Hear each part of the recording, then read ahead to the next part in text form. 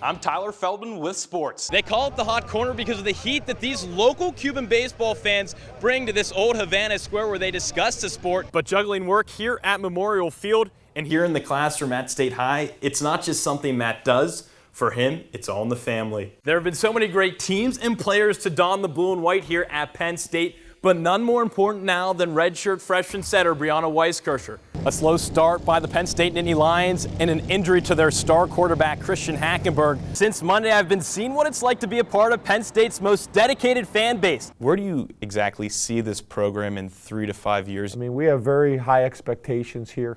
The Penn State Nittany Lions are bowl eligible for the second straight season under head coach James Franklin. Jeff Jazeski, Tyler Feldman here for week 10 of the Nittany Lion Lowdown. And with the tent set up behind me now, all the campers can do is wait. So how do your players take away that Cuban pride, bring it back to the United States? How can that impact your season this year? For Tommy Olczyk, his time here at Penn State is being defined by more than just hockey. In fact, it just might be in the classroom where he's making his biggest impact. And with the blue and white prepared to honor the red, white, and blue on Saturday, the university's ROTC program is blown away by the 6,500-plus ticket donations. Gadowski says he anticipates some systematic changes on the ice, but he expects the leadership of the upperclassmen to uphold the program's identity. At least once a year, for 1 week, the heart and soul of Penn State football. It's Nittanyville. Students camp out all week long for one of the biggest games of the season. As an honorary camper, I got a taste of the week-long tent life. 4 years finally Nittanyville, my man. For some, setting up the tent is a breeze. But for others, it could take a little longer. Let's get down at this. They're using a flip-flop that I once wore at a beach in San Juan to set up this tent, give it a nice cushion on its bottom base. Setting up shop and getting to meet some of my fellow campers was exciting, including my tent mate, camper-in-chief, Darian Summers. We're just not right in the head at all. We are weird. This is bizarre. This is borderline insane. What isn't insane is making sure I have something to sleep on. Hey, see you in the morning, Nittanyville. Good morning, Nittanyville. And with the tent set up behind me now, all the campers can do is wait. Wait patiently until Saturday morning when they tear down and rush into Beaver Stadium through Gate A. Until then, plenty of activities throughout the week, including some trash can football. Wednesday night, the campers elevated their skills in front of the men's hoop squad who judged the annual dunk contest. Thursday night, trash can football took center stage. And hey, the defensive line showed up, with Coach Sean Chaos Spencer spiraling to victory. And all week long, campers paint banners, crack the books, and make new friends. But Nittanyville is more than just a bunch of passionate students. This is where I met some of my best friends. You know, I've built some of my closest relationships, people that I trust, people I care about, people I love. One final flick of the lights. When you wake up, it's game day. Matt Lintel is a husband to Jackie, a son to Dave and Debbie, and a father to Hayden, Riley, and Brady. Hey! Ah! He's also a high school football coach. I brought my little one along. Hey, Coach. She's for good luck. And during the day, he's a guidance counselor. But juggling work here at Memorial Field and here in the classroom at State High, it's not just something Matt does. For him, it's all in the family. Even when he was a baby, he was coming to games, so he just kind of grew up around the sport. Matt's dad, Dave, was also head coach for the Little Lions and a guidance counselor at State High, just like Matt is now. My whole life, he's always been the guy that I've looked up to, always been the guy that I've been trying to tag around and act like and imitate. His dad coached for 7 years, back when a younger Matt played both wide receiver and outside linebacker. And his mom was there too, recording every play. I went in all kinds of weather. I had the video camera, I videoed all the games. Together, they instilled enduring values in their son. You know, my dad taught me what sacrifice looks like. He taught me how to put people in front of himself. From my mom's standpoint, she taught me how to care for others in a genuine and compassionate way. Now Matt tries to impart those same values into his family, students, and players. I try to be that same father, that same husband, that same coach, that same counselor wherever I am, so that the kids can always be there, knowing that you're there to support them. And he's thankful for the support he gets back. I count my blessings and realize how grateful I am for the opportunities that I've been given, for the great people and mentors and family in my life. We got a 9-month-old, a 3.5-year-old, and a 6-year-old. God bless you, man. It's crazy. It's crazy. God bless my wife. In State College, Tyler Feldman for the Center County Report. My name's Tommy Olchek. I'm number 14 on the Penn State men's ice hockey team. Master of Accounting student and Accounting 211 teaching assistant. Does anyone have any questions on any previous material? He's as close to a rock star in our class as we can get. It's okay to laugh. Tough crowd today. Moving on. What he does is actually incredible because Accounting 211 is a hard class, and for him to just go out and teach it, like, he knows the information so well and he teaches it like it's nothing. And that gives you your end finished goods.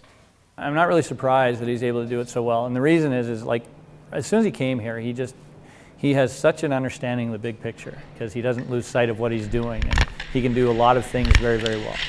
Nice save, Axe. It's probably my favorite part of the week. While I still enjoy learning, I probably enjoy teaching more.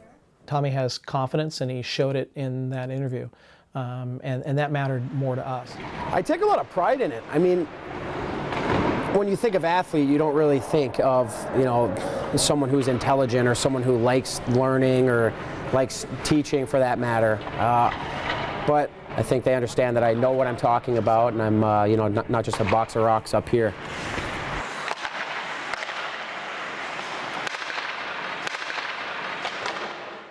Welcome to sports. I'm Tyler Feldman. Let's start things off with last night's Steelers-Ravens game. And hey, look, it's Michael Vick starting in place of the injured Ben Roethlisberger. The Ravens jumped out to a 7-3 lead until the football player by day, Spartan by night, Le'Veon Bell reverses direction to give the Steelers the 10-7 lead. Magica TV, we fast forward to the end of the fourth, where after two missed Josh Scobie field goals, Justin Tucker gets the chance to send it into overtime. He converts then, and he converts now from 52 yards in the extra period to give the Ravens their first win of the season. They move to 1-3. Steelers fall to 2-2.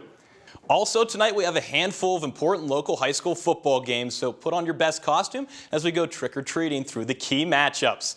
Our first stop is right here in State College as the Screaming Little Lions look to shock Cumberland Valley at Haunted Memorial Field.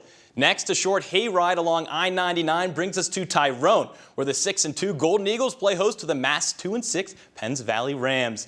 Meanwhile, the 2-6 Bellefonte Red Raiders look to frighten the 5-2 Lions of Chestnut Ridge. And through spirited screams, the winless Phillipsburg Osceola Mountaineers hope to produce a potion to upset the 7-1 Clearfield Bison. By this time, darkness will be upon us, a full moon perhaps, as Bald Eagle hosts the Devilish Bulldogs from Jersey Shore.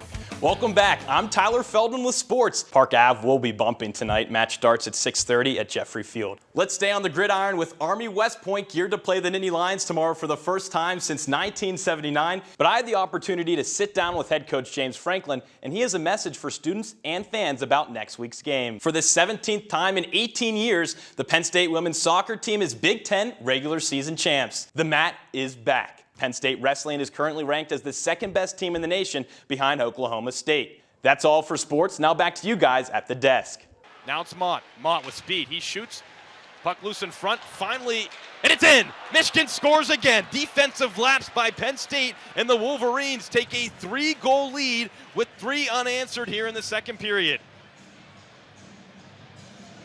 And guess who? Again, it's that top line from Michigan creating chances with their speed. This time it's Mott dangling through the neutral zone, gains the blue line, fires that one. It's deflected, and Search just can't find it at his feet. Poked across the crease by Mott, and then out of mid-air by Kyle Connor. And hello, 20 mark Kyle Connor, nation leader in both goals now and goals per game. Unbelievable freshman campaign for Kyle Connor.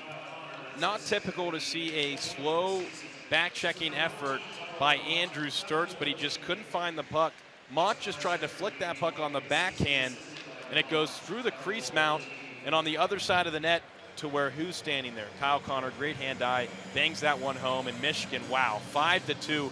The air has certainly been taken out of this Penn State whiteout crowd here tonight at Pagola Ice Arena. And then just going back to that goal for Kyle Connor, he's a great goal scorer, and most people don't think of those goal scorers going to the gritty areas, but that's exactly what the great players do, and Kyle Connor knows that. He's standing right in the crease, able to poke it home.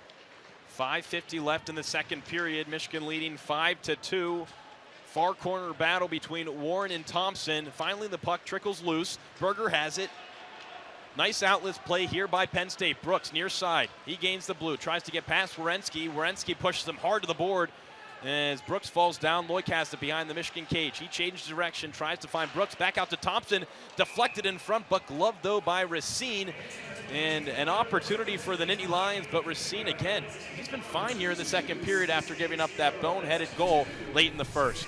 He's been fine, but as you take a look at this shot again, Tyler, he hasn't had to face that many grade A opportunities. The only one I can think of, that backhander from David Glenn.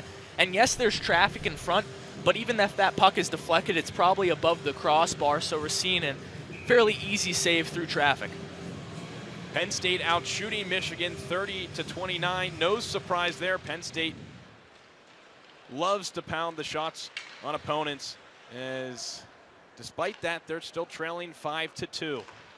Nearing the 5-minute mark here in this second period. Kerr chasing after with Kyle. Kyle has the puck, cycles back for Selman. Selman surveys the seam, back to the point to Downing. He's able to keep it in off the stick of Scheid into the meshing in front of the Roar zone. Out of play, face-off in the Penn State end. Boy, if we go through this top line, 2 goals, 1 assist for Kyle Connor. 1 goal, 3 assists for Tyler Mott. 1 goal, 1 assist for JT Comfer. Together, they're +9 tonight. That's not a bad stat right there, Tyler. And again, the numbers don't say it all for these guys, but they say a lot of things. And right now, the top line is performing as they should for Michigan, the best line on the ice tonight. Penn State with just 2 goals, both in the first period, as we are under 5 minutes to go here in the second period. Goodwin battling with Talcott. Fourth line out here for Michigan. Back to Downing at the point. He loses the puck to Sturts. 2-on-1 for Goodwin and Sturts. All they have is DeYoung to beat. Goodwin makes a move, centers for Sturts, and what a defensive back-checking effort by Pericos to get back and lift the stick of Sturts. My, oh my. Goal-saving play there by Pericos, who has a goal back in that first period. And I want to go back and look at that one maybe a little later, but I thought Sturts should have taken that puck. Mendelson now centers for Olczyk. He scores! Tommy Olczyk barred down, and Penn State cuts this lead to just 2 goals for Michigan. Well, I guess if you're Penn State, you don't have to second guess what just happened on that 3-on-1. Tommy O getting the Nittany Lions right back and making this a game. Again, Mendelson down the wing, dropping it into the slot. A great job there by DeRosa, crashing the net, taking that defensive pressure away. And Olczyk pots that one upstairs where Mama hides the cookies. It's 5-3, and suddenly the crowd's back in it, just what Penn State needed. I think Tommy was a little bit afraid that there was too much dust collecting on those top shelf cookies, Jack, with the way Penn State had been playing early on in this second period. 4 minutes left here. Big goal from the Masters of Accounting student, Tommy Olczyk. He does it all. He TAs a course here at Penn State every Friday. As a loose puck in front, Tyler Mott has a chance. Can't get it past Scoff. As heavy traffic, Penn State's able to survive. Under 4 to play. 5-3 the score now, as the crowd here at Pagola energizes just slightly. They don't like the icing call, as the puck will go back down the ice. And what Michigan has done every single time that Penn State has scored a goal is they've come back even stronger than they have before. And you look at the Nittany Lions, they score a goal and it's Michigan pressing. That can't happen. Penn State needs to get back on the offensive. If they can get another goal this period, that would go leaps and bounds as to improving the morale in the locker room. Penn State outscored by Michigan so far in this second period, 3-1. It was 2-2 after 1 period of play, but Michigan's top line has really carried this Wolverines team here in the second frame, as Penn State gets the puck back out into the neutral zone. Mendelson chasing after it, as referee signals icing. Kerr will touch. He'll beat Calderon to the play, as Matt Mendelson and Connor Varley got the assists on that Tommy Olczyk goal, his 8th of the season. And this Penn State team trying to claw back against a maize and blue team that has had so much success this season. As Penn State wins the draw, Berger gets it back out to Loik, a quick shot, and that's a great play there off the faceoff by Penn State, but the puck goes into the meshing out of play. We've seen a lot of plays off faceoff so far tonight. DeRosa earlier on in the game, good a shot off the faceoff. You saw the goal from Pericos earlier for Michigan, and another good shot by Loik there. There have been some good opportunities on the rush, now off the faceoff. As here's the goal from Tommy Olczyk. 5-3 Nittany Lions trail here on the Big Ten Network. Number 4 Ohio State 17-3. Number 6 Penn State 12-5 here tonight at Rec Hall. Some Saturday night volleyball as a big swing from Scherzen gets the kill, and Ohio State regains that 2-point advantage. And Scherzen's been good tonight, but he hasn't really been able to get anything special going for the Buckeyes. Does have 10 kills on the match, but that hitting percentage is well under what it usually is for Nicholas Scherzen. Both teams not hitting well tonight. Ohio State 287, Penn State 160, as Roberts cross court kill. Hello, my friend. 11 serving 12. Taylor Hammond at the line. I was going to say Andrew Roberts, not used to being in that front row, but surprisingly when he's there, good contacts. Judkins gets way too much of his hand on that one, sails it high and long. Tie ball game here in set number 3. And why are we not surprised here, Tyler? It's all tied up. These teams have been neck and neck all night. Hammond with that tough serve. Blau front middle. Miscommunication offensively, and Penn State will receive. Nugent blocked by Gassus, but it goes out of bounds beyond the sideline, and Penn State, wow, they regain the lead here in set number 3. Moments ago, we were saying, boy, Ohio State had all the momentum. Ohio State's been very streaky in this match, as have both teams at times, really, Tyler, and that's why you're seeing this score the way it is, because these teams are fairly evenly matched to begin with. Ohio State may be a little hotter coming into this game, but they're both not playing their best volleyball. It's more of a battle than a will of skill here. Seems like Penn State caught the service flu from Ohio State here in set number 3.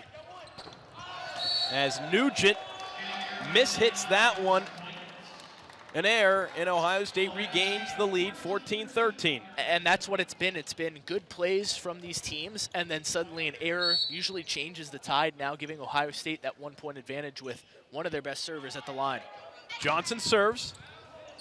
Close dig there from Nugent. Play at the net, and play continues. Off the top of the block, back row quick for Nicholas Scherzen. How about that elevation? It's unbelievable, the athleticism from Scherzen, and we get to see it close up down here on the floor. You see him take off from out of your screen. Suddenly he pops in, and that ball is out of the screen before you know it once again.